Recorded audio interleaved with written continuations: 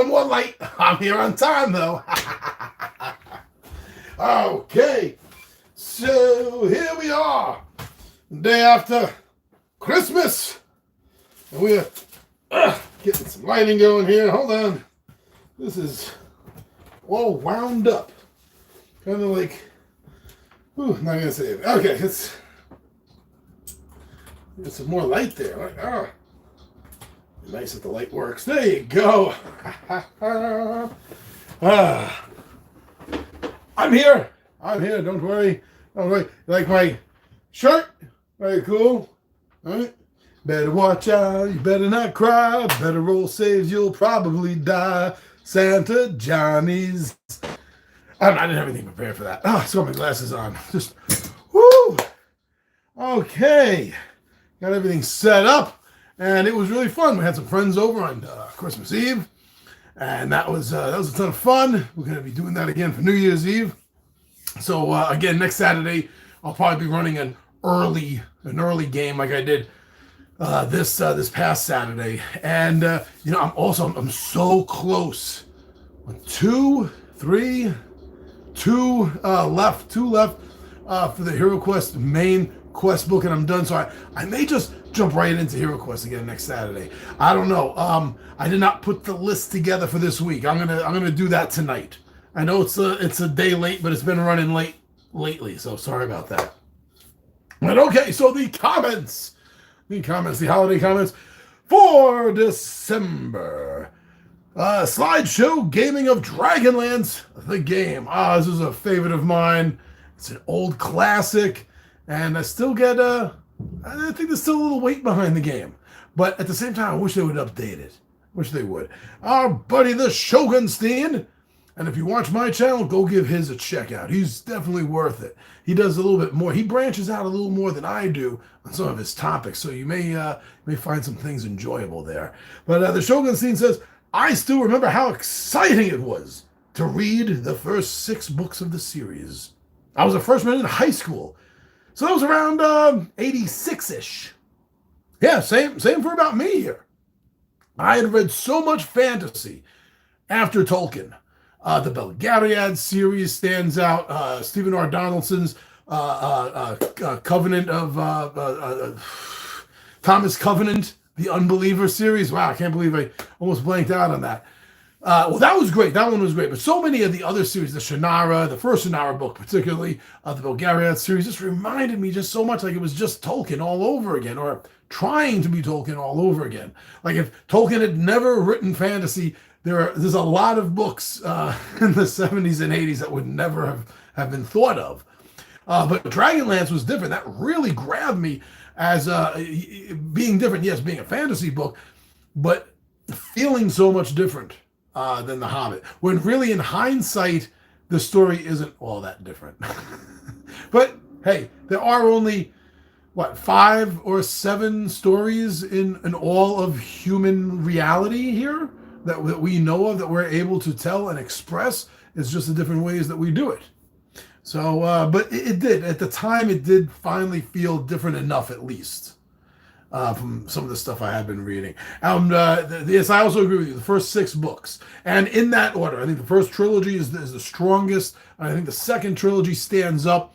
After that, it really started falling apart for me. And I started losing some interest. Happy Hanukkah! Shogunstein is here! Happy Hanukkah! Happy holidays to everyone out there, no matter what you're celebrating. Too many books. It got flooded. Oh, the Dragonlance series got flooded to death. You want to talk about Hanukkah or Christmas? It was a biblical flood of these Dragonlance books. And that really killed it. It really did. Just like, to a lesser degree, I don't think as much, but to a lesser degree, I think that the George Lucas era Star Wars novels really almost flooded to death Star Wars, since at the time, Lucas said it was all canon. Shogunstein. First 6 books were amazing, and did I read The Legend of Huma? I don't think I did. I'm not sure if I did. It's not ringing a bell to me. But regardless, they did create a great system. I think the world system they created there was actually even better, in my personal opinion, than Forgotten Realms. I remember being psyched as hell when before Forgotten Realms came out, and I remember like those page-size advertisements in Dragon magazine. Wow, the hype! I totally fell into it, and then the system came out, the campaign setting came out, and I don't know, it just nothing grabbed me, but Dragonlance did. Maybe because Forgotten Realms seemed too much like somebody's re-brewing of Greyhawk. Like somebody said, I can do this better, or at least differently. While to me, it seems like Dragonlance was approached like, let's just make something different. And the other systems too. Dark Sun wasn't bad. Dark Sun system wasn't bad. I didn't get into it as much, but it was enjoyable. I like the fact that it was so psionic heavy. Spelljammers was a lot of fun. Again, but I didn't get into that as much as I really should have. Ravenloft was my all-time favorite. Shogunstein! That was very good, but they started to have books about the kids of the kids, yes, and too many other authors brought in and beat a dead horse to death even further, unfortunately. Well, originally the books were in support of the modules. They were. The original trilogy was in support of the original set of modules, right? Which was, I think, wasn't there like 12? I think there was 12 in the original run of the Dragonlance modules. And you know, I didn't like the modules. I tried running my group, which at the time was my best friend's childhood growing up, so we were really all on the same wavelength, and it didn't catch any of us as a campaign setting, which is funny because, as I just said, as a novel series, it totally grabbed me. So it's funny how it worked out weird that way. Yeah, Fizban being the God Paladin. Spoiler, a 35, 40-year-old spoiler. Sorry, everyone. But yeah, that was fun to see. Didn't see that coming. I don't know anybody at the time that did see that coming. So that was pretty awesome. I was so mad when Sturm. Oh, I had forgotten about the tragic yet very heroic death of Sturm Brightblade.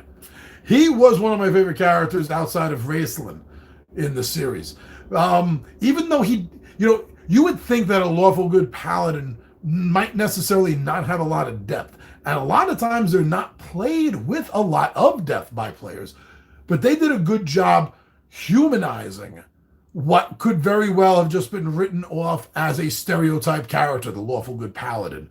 And Raistlin, I loved Raistlin because he was such a deep and complex character. If they ever do get this live action movie off the ground, he is the character an actor wants to play. He is the Loki character, right? You know what I mean?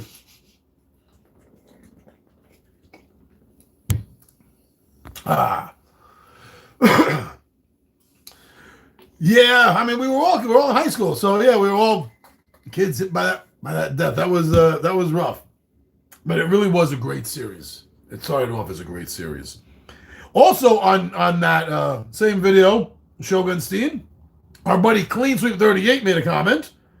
It says, I wish they would make the movies for this series. It would be as big as the Lord of the Rings series. I named is this true? Is this true? You named your daughter Kitiara.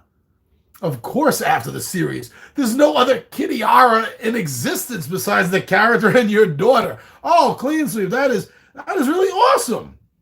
The Blue Dragon High Lord, Kitiara. She was the next most complicated character. I think if they do this in live action form, outside of Raistlin, yeah, thank you for reminding me. Kitiara, that is the character that a female wants to play.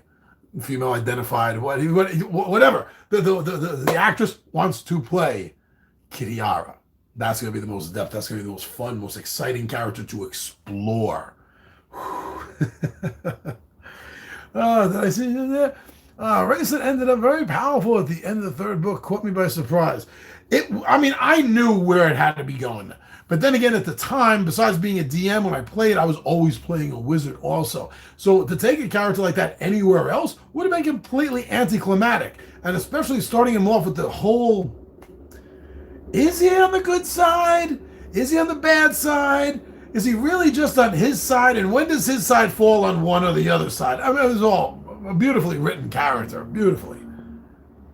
He was, yeah, physically, yeah. His brother was supporting him literally, physically. I don't mean financially, like people support their siblings maybe nowadays, or parents, or vice versa. No, he physically had to support him through so much of the book.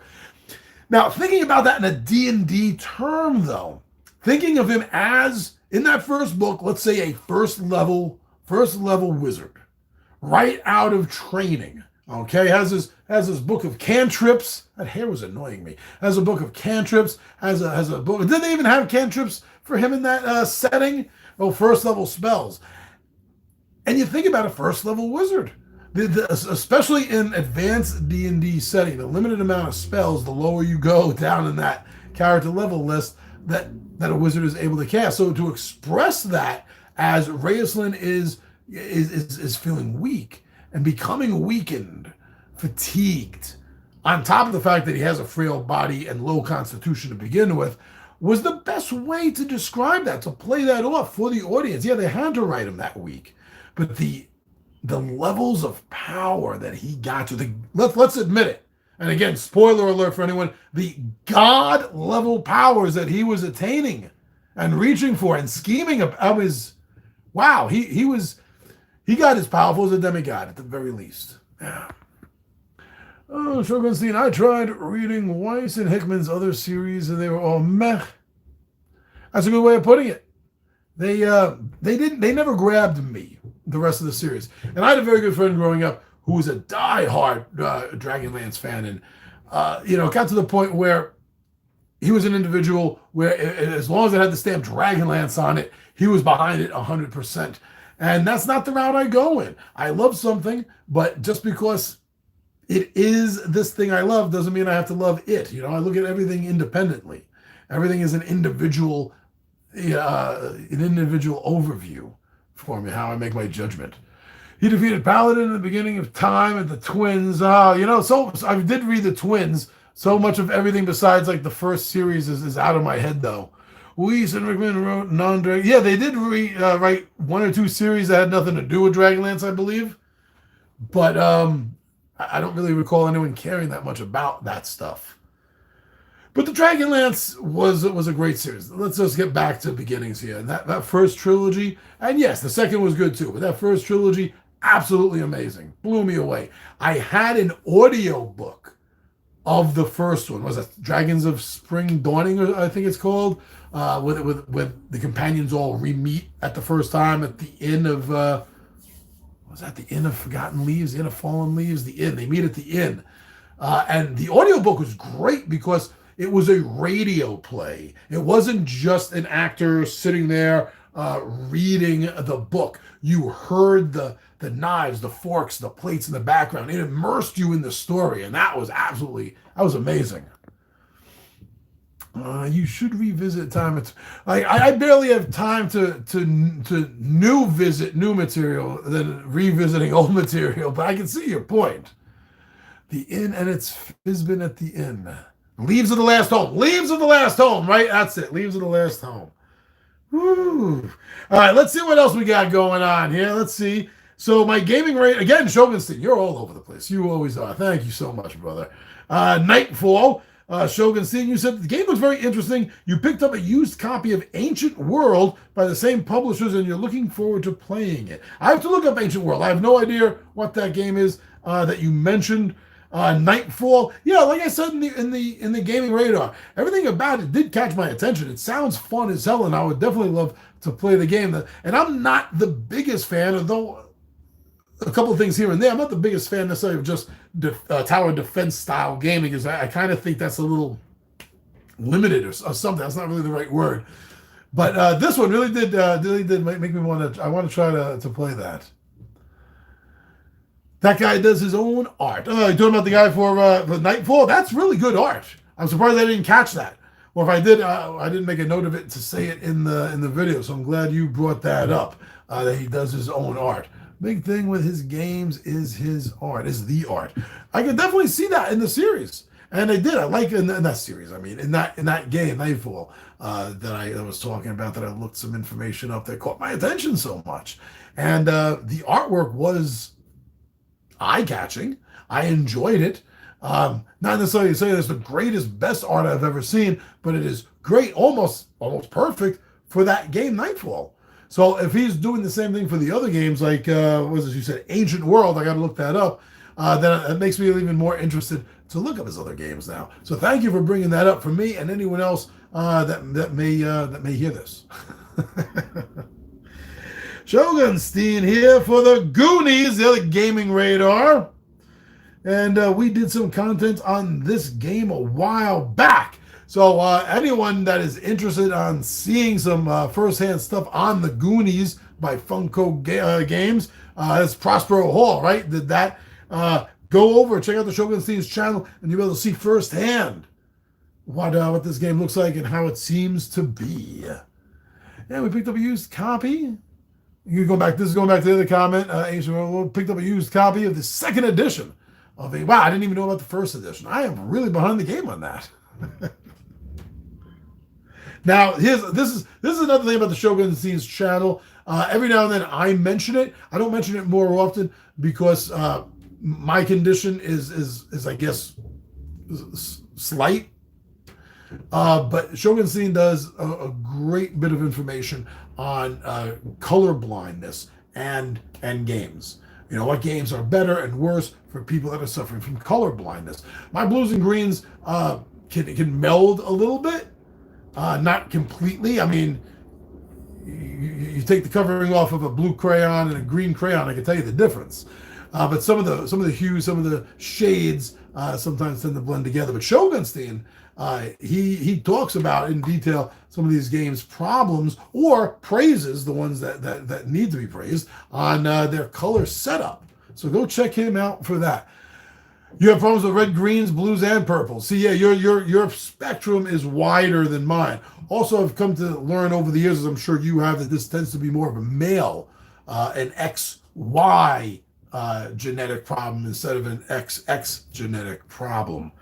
But yeah, so you said about Get On Board. This is what we're talking about. Get On Board, New York and London. You said that you wanted to like this game, but between it being not colorblind friendly, and you also claim that it has a poorly set up rule book, that it was tough for you to get into it. You just could not like this game. I can understand that. The problem with a rule book can really be devastating to a game, no matter how great that it is. I myself have gone through some rule books and wanted to throw them out the goddamn window or just take a lighter to them and just figure out the game all on my own. Sometimes I think that's going to be easier. ILO directions are usually fairly good.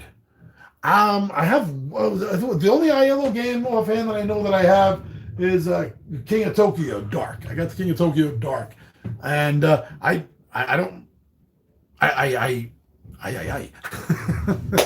haven't played the game yet, but when I got it, I did look through the rule book, and I don't remember thinking it seemed problematic. So I'll go with you on this. I'll totally go with you. You're the expert on this between the two of us. Also, the color issues from the game are in the rule book too. Oh, so that's gonna make it an even deeper problem. Sure, it would. ILO makes these really well-produced looking rule books. Oh, but they are not usually well written. Oh, okay, I had you backwards. Sorry about that. But they are usually not well written. You know, I think that's why some content producers, maybe me moving forward, make videos on how to play based on poorly designed rule books. I know there's a few in my collection I could take a look at. Right here in the superhero shelf over with I have it hidden away. It's so embarrassing. Oh, you're down on the bottom here? Yeah, on the bottom shelf. Umbrella Academy. Oh, absolutely horrible. And what pisses me off is when companies not only have really horrible rule books, but then they decide that it's the best solution is we'll just put a PDF or a link up somewhere online with the errata and the changes. Yeah, that's fine for like the 5% of people that are gonna think to look for it there or know to look for it there or stumble across it there. But everyone else, they're gonna throw the game away or they're gonna bury it in the back of their shelf. It's never gonna get played again. It's never gonna get seen again. especially when a game is a Kickstarter game.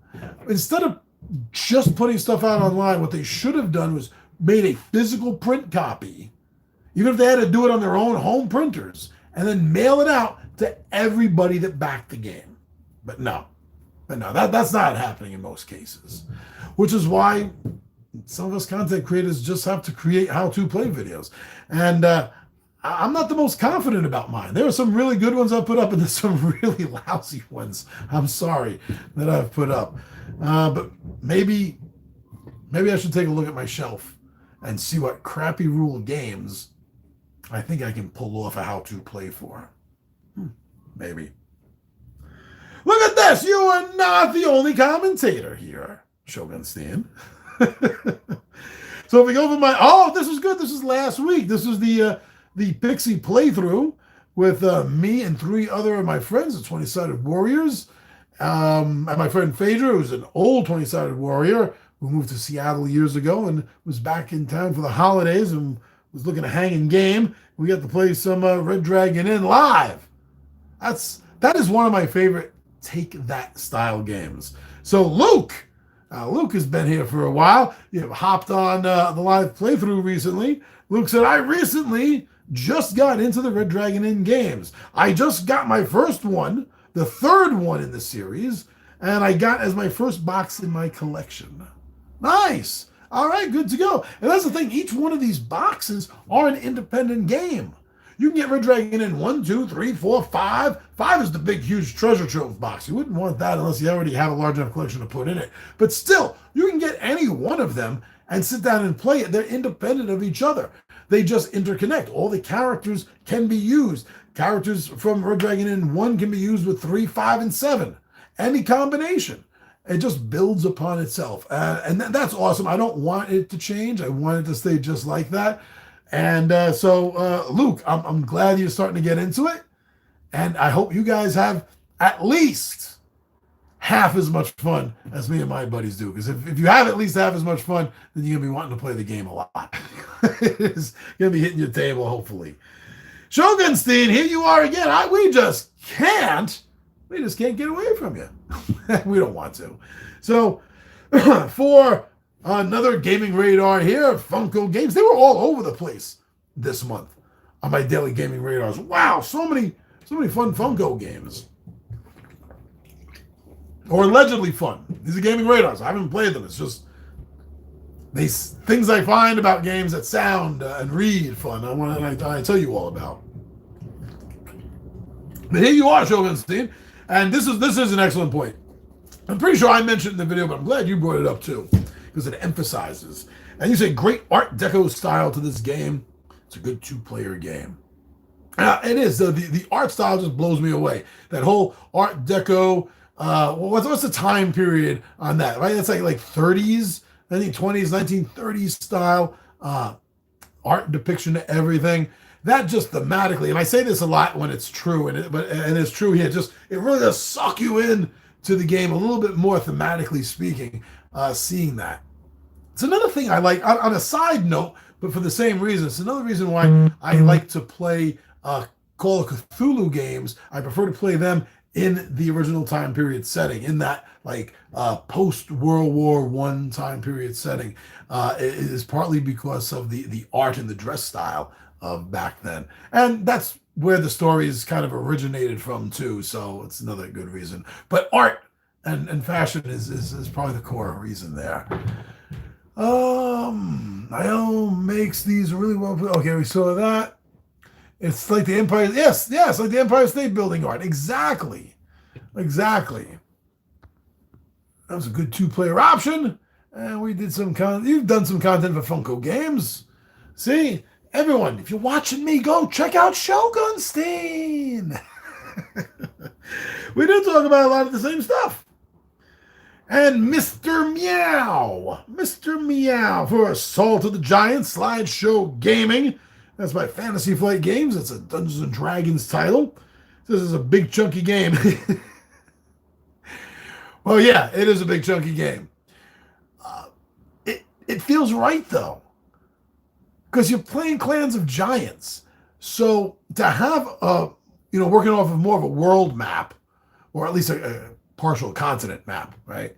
And having these large miniatures, and especially with the giant hunters that are like regular 28 millimeter size, you can't do it any other way.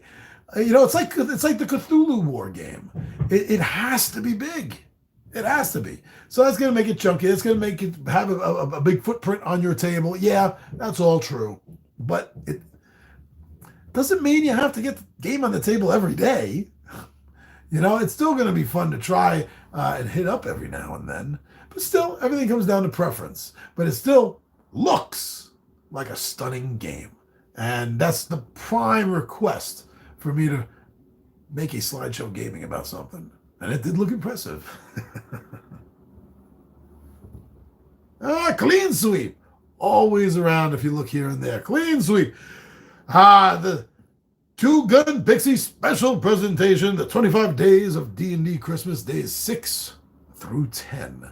Now, I am taking a look for another Advent D&D calendar already. I'm already looking at one for next year. I'd like to do a different one.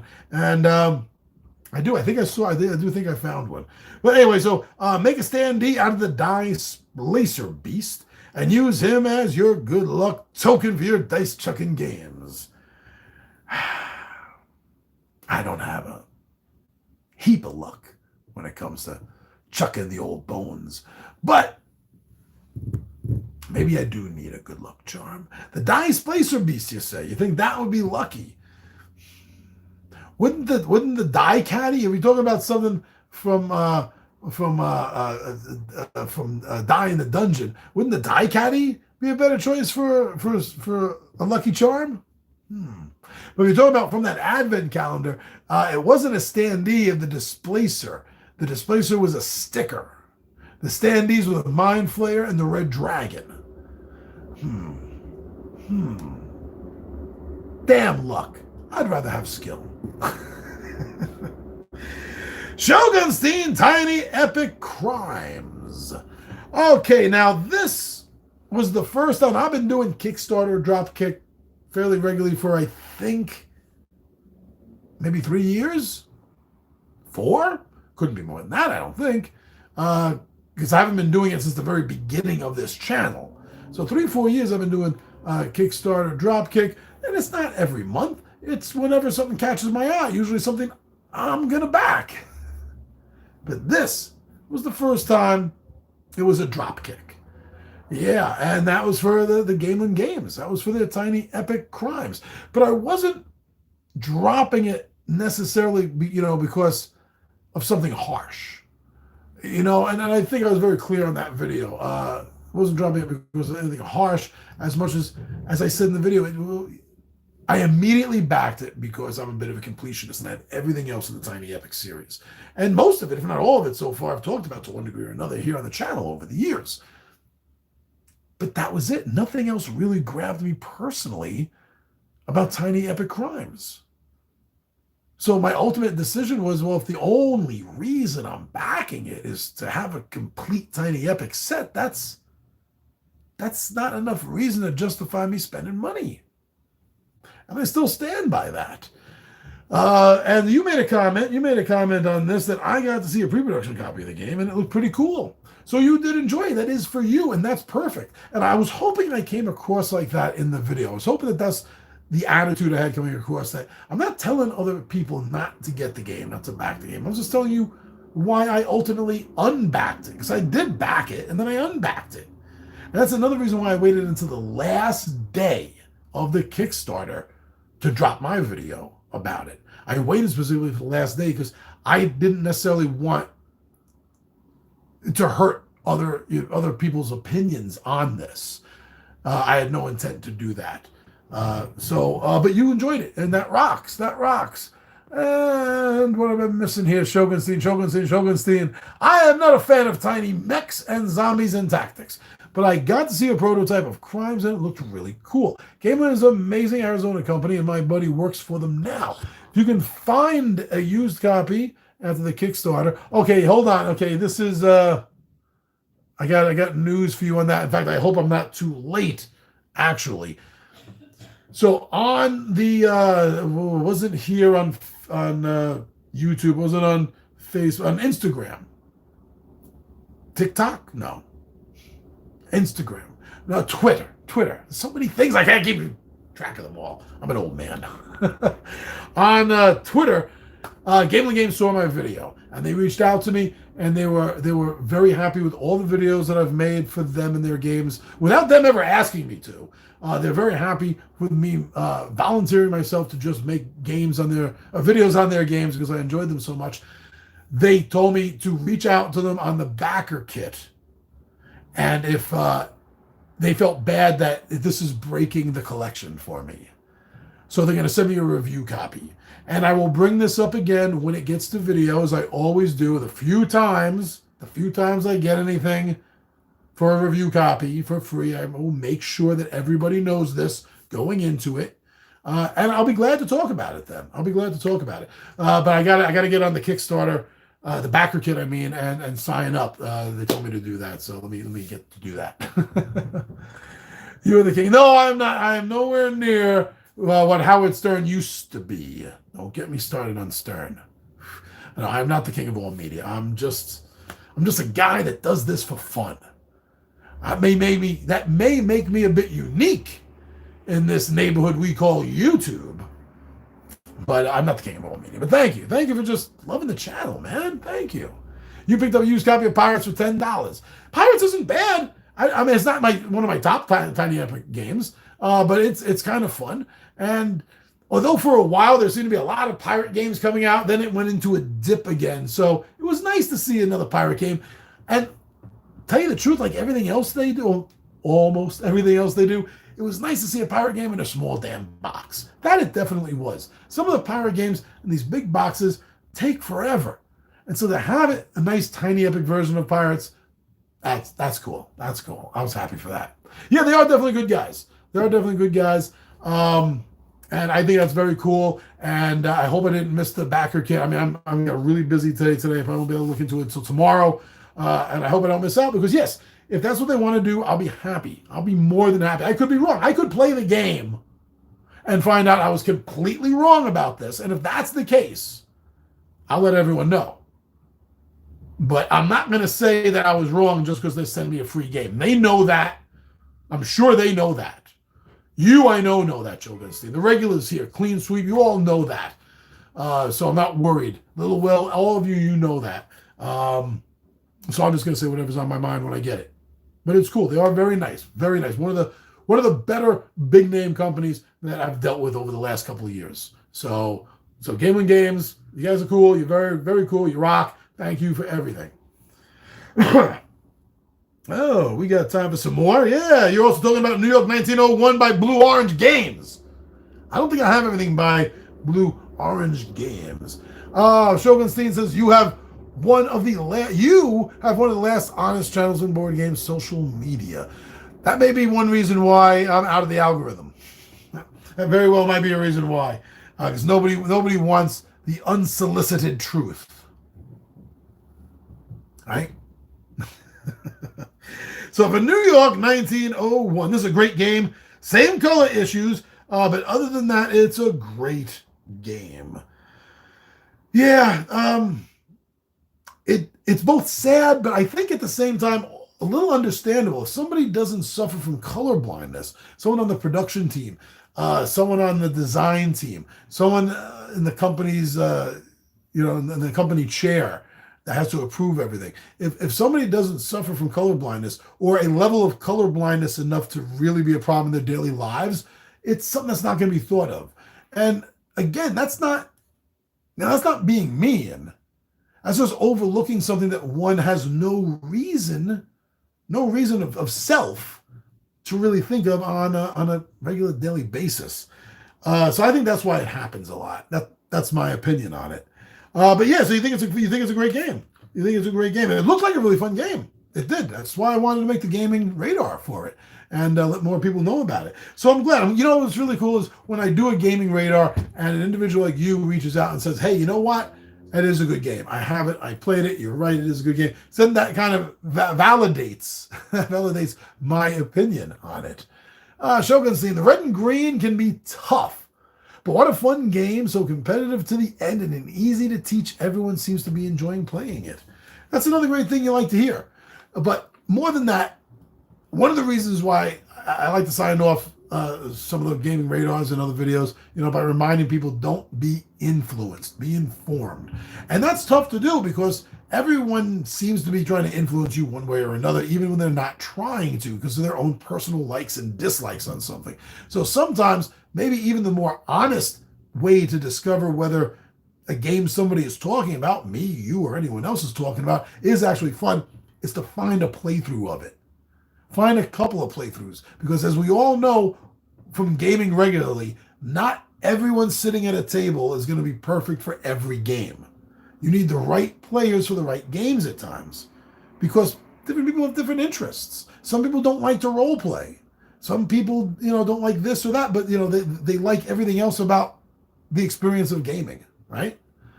You can usually find the game on sale, he says. I think we got it for like $20, and that's a steal because it was so much fun. It's usually in bargain bins. That's both sad and happy news. It's sad that a game that's fun is in bargain bins, but on the other hand, it's great that it's in bargain bins because we can get our hands on it cheap. Kudos. I'm really dry today.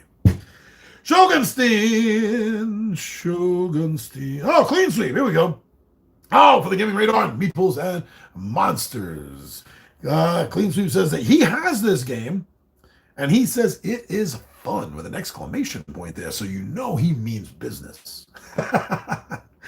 Seriously, it did look a lot of fun, meeples and monsters, and there seems to be a thing for meeples. People love meeples. Sure, we like miniatures, even standees, but meeples seem to have garnered this almost mythic status with board gaming. It's almost like meeples themselves have become the unofficial mascot for board games. And so to see a game that is complete, and this isn't the only one, but to see a game that is completely about meeples to the point where it advertises it in its name. It's wrapped all around meeples. It's something I didn't mention in the video, but I think that's another fun factor. And I think that's another reason why games like Meeples and Monsters tend to be popular and can sell sometimes. It's something to do with meeples. They're like the board gaming equivalent of Minions. So thank you, Clean Sweep. Now, this may be a first time. I don't recognize this name at all, but I very much appreciate. So Ben Vinnick, that's with 2 N's and a K. Ben Vinnick, from just a few weeks ago, made a comment from the top of the month for What's Up December. Simply, keep up the good work. No, they didn't put a thumb there, actually, but he did put an exclamation point. So it's good enough for me to put a thumb mark there as an exclamation at the end. So, Ben, I'm glad that you enjoy what you've been seeing here in Two Gun Pixie, and I hope you are a subscriber and you continue to watch the channel and the shows and let me know which ones you like better, which ones you like worse. And I'm really cool with a good, honest, friendly comment about something that an individual may not like. So yeah, I do this channel all for me, let's be honest. But I'm still cool about knowing what people like and don't like, because I could make changes here and there depending on what they are. Anyway, Ben, thank you so much. And also, I don't want to say that it's a New Year's resolution, right? Because to me, they seem to be the butt of jokes, right? And the main joke is that you're never going to keep, or you can't keep, a New Year's resolution. So I don't want to say it's a New Year's resolution, but an old approach I want to reapproach going into the new year here is up until last year, or most of this year, this passing right now, finishing up, I had been much better with comments directly and not just relying on the going live like I'm doing now. So I do promise to try to be better. I want to get better at that. I want to get back to more text-based answering before necessarily going to this at the end of the month. So wish me luck. Fingers, toes, and tails crossed, my friends. O.M. James. Oh my God, James. You are also a fan of this series, huh? So, to the basic special presentation, 25 days of D&D Christmas, days 1 to 3. I got messed up in the beginning. I should have been doing 5 days from the beginning, but days 1 to 3. That looks awesome. And there is an exclamation point. I'm not just yelling for no reason here. That looks awesome. Where did you find it?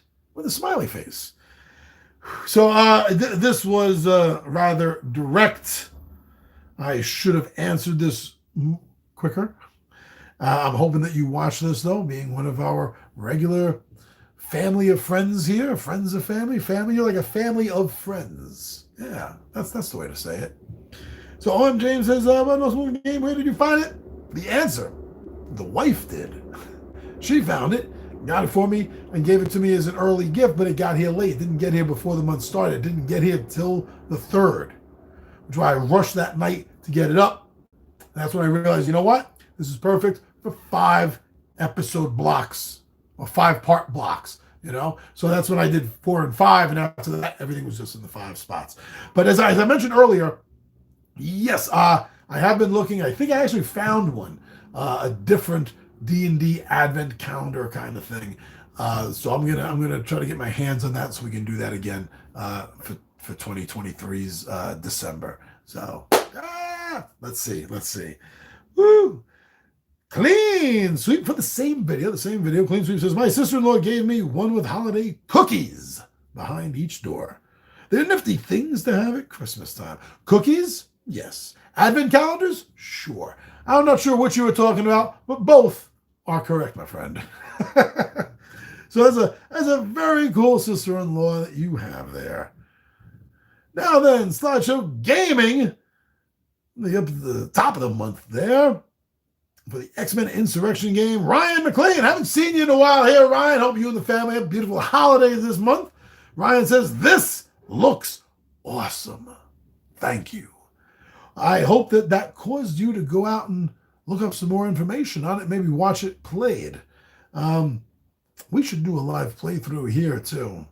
I know I can do that solo if I have to. I don't have to wait until 20-Sided Warriors are here. I'm going to have to get that on the list soon. Well, 3 from Clean Sweep for the same video. So at the very top of the month, the first Friday of the month here in December, I did a live playthrough of Robin Hood Hero of the People. Done that a few times. I really do enjoy that game. It's a fun, quick little card game retelling a new version of the story of Robin Hood and the Merry Men in Maid Maryland. So Clean Sweep had 1, 2, 3. 3 comments from Clean Sweep 38. I like this game. Thanks for sharing. In case I forget, have a Merry Christmas. Says, is there a hand limit? You know, I thought about that afterwards and I still forgot to look that up. If there was, I completely screwed that game up. Nice. A D&D table. Yes, because that was a Friday night filler. And I had D&D set up already set up on the table for the next day. And this past Thursday, just past a few days ago, we dropped our first episode of Tales from well, not the first episode of the whole series, but of this new run of it, Tales of the Table, all about the current D&D game we're playing. And that's going to be dropping on the 4th Thursday of every month. And we're already recorded up to March for that. And as of the 14th, we'll have another recording. So please check that out. Clean Sweep. So for Space Park Gaming Radar, Clean Sweep 38 said, I like the solo game best. I win about 1 of 3 games on average. I have the 3D print and play of the robot. But then the library shut down their 3D printing program. Sorry about that. Usually the only reason things get shut down, I guess, is because of lack of money. Doesn't sound like there was any lack of interest in that. But I'm glad that you played the game and you got to leave this comment and message about it here so that hopefully other people that did see this game on the video see your comment, and that helps make up their mind. But again, I don't want anyone to be influenced as any more than you have to be in today's world. watch some playthroughs. I think that's always the best thing to do. That is so much better than watching someone's review on it that you don't know if they're paid to review that game. You don't know. It always goes back to the money. It always goes back to the money. So watch a playthrough of it. That's a little more honest, I think. Shogunstein, back to Shogunstein here for the next 2 comments for this video and for another one. So again, for Space Park, I have had this game for a while. Great art. Great little quick game that is easy to learn and play. And that is always such a bonus. Always such an absolute bonus when a game is easy to teach, right? And quick to play. Because you know that game is going to be hitting the table. So I'm glad that it's fun. I'm glad that you enjoyed it. And again, as I said before, at other times like this, it's really nice that when somebody does have fun with the game that they mention it in a comment. Whether it's a comment on my channel or someone else's channel. If you have fun playing a game that they're talking about, let others know. Go ahead, please. Now for the other comment this is for Brawling Board Games. New series I've started up, Brawling Board Games, where I talk about 2 similar board games and kind of put them up against each other to find out which game I consider to be the better of the 2. So this was Horrified Universal versus Horrified American Monsters. I find both games, Shogunstein says, just about the same, but I am more of a in search of rather than Universal Monster Film kind of guy. But I agree that both games are great, and you really don't need both unless you like both themes, and that you get a great deal which was my case for both. Yeah, these are Target games. They're not very expensive at all. They're maybe even less expensive on Amazon. You look for coupons and deals, and it's not going to be that expensive. And you're right, unless you're a fan of both, like I am, then it might not be worth it to have both games. And as I pointed out, to me, Universal Monsters only just slightly, by like 1 point, in the way I was doing the point system there, just barely squeaked a win. That tells you how close the games really are, right? But they're both fun. I wish more people would play them. Anthony Rivera also talking about this same thread, the same video. Nice comparison. Can't wait till you do Gloomhaven versus Frosthaven. I will do that video. I have no qualms. I will do a Brawling Board Game video on those 2 as soon as somebody sends me a copy of both of those. Seriously, they're not on my wallet's gaming radar. So I'm not going to be picking them up. So there's no chance that I'm able to do a Brawling Board Games because that wouldn't be honest. That wouldn't be an honest opinion from me. Just be regurgitating crap other people had to say. So let's wait until I play games before I do a Brawling Board Game. But I don't know. Part of me also wants to say thank you, Anthony, for thinking automatically that every cool game on the market I've played and I know. I think it's kind of cool that was your first thought. Your first thought automatically was, oh, obviously Big Johnny G must know these games and have played these games. I like that. Even though I haven't and I don't have knowledge on them, it's kind of cool to think that that was some of my viewing friends. I've started to garner that mindset. Oh, very cool. So, but seriously, I don't have those games, so I can't do a comparison between Gloomhaven and Frosthaven. They both look like amazing games. I don't think I've done a gaming radar on either of them, actually. There's so many titles out there for me to look at and talk about. They might have gotten a little bit lost in my radar. But honestly, without the fact that I've talked about them on air before, it is true that I've read about them, I've seen them, they do look fun, and I would love to give them a shot. But I can't right now talk about them because I haven't played them. Anthony, very cool. Thank you so much, brother. Shogunstein's talking about Looney Labs. What is in the Pixies box?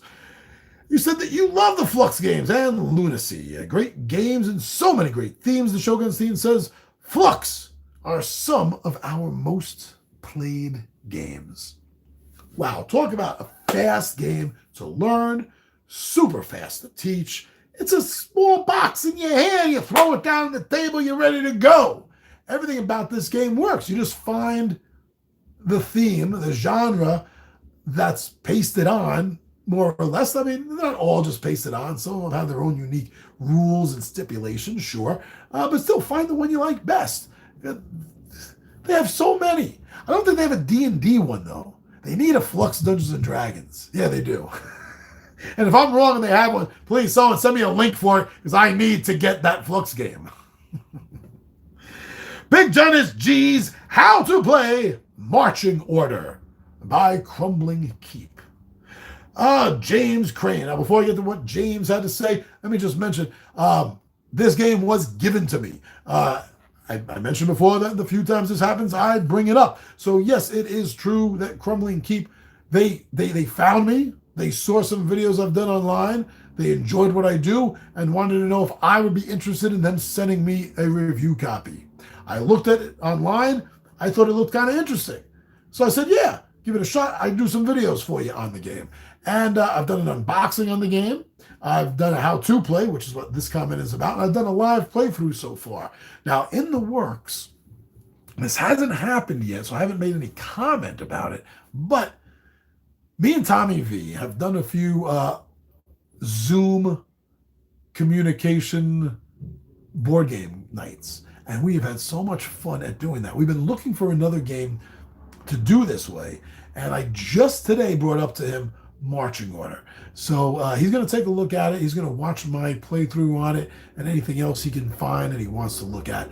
And he's going to get back to me. But I think in the next month or two, you're going to see some back and forth. So I'm not sure if we're going to play it together or if I'm going to DM style him through it. We'll talk about that. But you should be seeing some more Crumbling Keep videos here. Now, James Crane said, man, this was a great exclamation point there. I'm not yelling for no reason. Man, this was great. I've been meaning to make a how-to play video. I'm just going to send people to yours instead. This was pretty accurate. Well done. Holy shnikey. Oh, I'm serious, James. That is a great compliment. Because as I mentioned in an earlier comment here today, I don't always feel confident with my how-to play videos. I know, unfortunately, I've put up some that have been reviewed as crap. But I also know I have some great ones. You think this is a great video? My How to Play Hero Quest is my #1 watched video of all time. It's getting up to almost 7,000 views. So every now and then I do hit a home run on the how-to videos. So I'm so glad that you enjoyed this. I'm hoping that everyone at Crumbling Keep enjoyed it as well. And yes, there are going to be some more videos with me and Tommy V. Hopefully we're going to be doing this back and forth. We'll see. We'll see how this all works out. No promises, but things are in the works. Clean sweep, clean sweep, clean sweep. 3 comments for Midday Monologue Mondays viewer comment. Here we are. Look at this. We're at the end. We're going all the way back to last month's viewer comments now. Clean sweep. You're closing the whole day out with Shogunstein. Yeah, you and Shogunstein looks like you might be cleaning everything out. Let's see here. Let's see how this goes. So for that viewer comment, Clean Sweep says, have you heard of Venom Assault? It is a deck-building, dice-chucking board game with several plot scenarios. Though it is not G.I. Joe versus Cobra officially, you know in your heart that it is. I love this game, but unfortunately, I don't have a following of friends that share this interest. I've been there before with things that I enjoy. I know what you mean there, Clean Sweep. No, I have not heard of Venom Assault. I will be looking into this. Does it have a one-player option? Ooh, that'd be nice if it does. Not a lot of deck-building games always do, though. I'll take a look at it. I know that there's at least one G.I. Joe deck-building game out there, officially. I can't remember the company that does it. They're the same ones that do the Transformers deck-building game. I don't know how good the G.I. Joe is. The Transformers one looked pretty good. I don't know how good the G.I. Joe is. I have to look into that. But this I don't know anything about. But ultimately, there does not seem to be a lot of G.I. Joe games out there. Maybe this is something new that can be picked up by more companies in this market, right? Also, Clean Sweep said, I like the end of the month monologues the most. I like how you address the questions and comments. Thank you very much, Clean Sweep. That means a lot to me also, because that's exactly what I'm trying to do here. Although I do need to get back to, no, nobody types like that anymore. Even though I got to get back to text answering comments more often, This isn't going to go away. I'm still going to be doing this because I love the fact that even when individuals aren't here live, there are some that are. So the option is always here for us to have a more personal interaction. And also, it's a more personal answer than just this. Because you get to hear my inflections. You get to read my body language. You get to see my facial cues. And that's always such a deeper form of communication. So I'm going to keep this up. Don't worry, Clean Sweep. Suggestion, maybe as a topic, favorite types of games, meaning favorite worker placement, favorite tile landing, and dice chucking games, and such on and such. Well, to a degree, I mean, there's not that many of them, but remember that on the 5th Friday of any month that does have 5 Fridays, usually there's 2 or 3 a year, I think. I think there's 2 or 3 a year. I do Big Johnny G's 5 favorite. And I have a playlist for that also, for my 5 favorites, where I do talk about some of my favorite, like dice chucking games, things like that, my 5 favorite fantasy games, science fiction games. So check that out. Go check out the playlist. I do have Big Giant G's 5 favorites. And like I said, the 5th Friday of any month that happens to have 5 Fridays, you can check out more of that. Slideshow Gaming, more Clean Sweep for Villainous by Ravensburger. Thank you for sharing this and would enjoy watching this played. This is a game that's currently on my shelf of shame. It is going to be getting off that, especially now the 20-sided Warriors are back together more often and we're gaming more often. It's not just going to be all D&D anymore. We're going to be doing some more board games, and that's going to be one of them that's on the list. So keep your eye out. Please keep your eye out for that.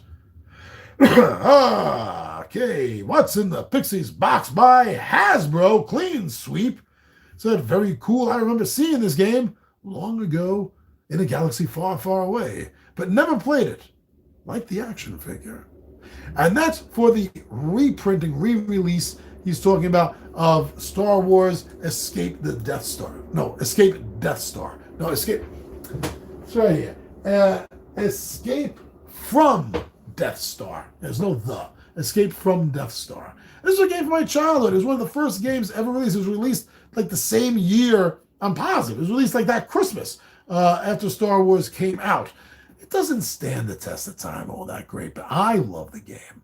Me personally, and I think anyone that is nostalgic for Star Wars, and especially the original era Star Wars stuff, definitely would be interested in that game as well. So Clean Sweep. Very cool that you're on board with this. Oh, also the original version of the game did not come with an action figure. No, those sold out of stores way too fast for them to do something like that.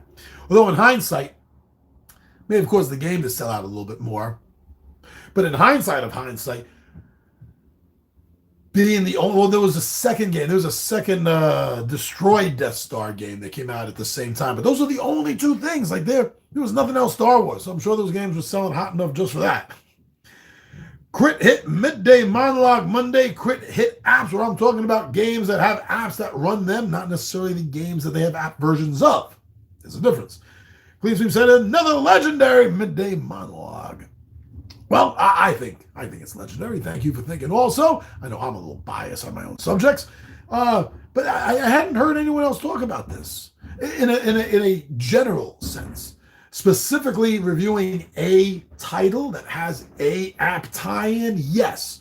But as far as just a general talk about it overall, that's why I did the video, because I didn't see anyone else talking about this subject. I thought it was an interesting subject. I still do. Obviously, so did you, Shogunstein. You also made a comment for a tabletop takeout Ticket to Ride Europe by Days of Wonder. You said you found a copy a few weeks ago at Goodwill for $3. Let me tell you, if you found that for $3 and it has all the parts and whistles in it, that is amazing and awesome. Now, I have heard that this game can be kind of like the stereotype of Monopoly in the sense that it can tear friendships apart. I've never experienced that. That may be an individual thing, you know. I don't have any individuals that I keep around me in my life that are generally like that. Although Ron, a couple of weeks back at D&D, did almost flip the table when that orc archer, again for like the 5th time, ran away before combat was over, escaping.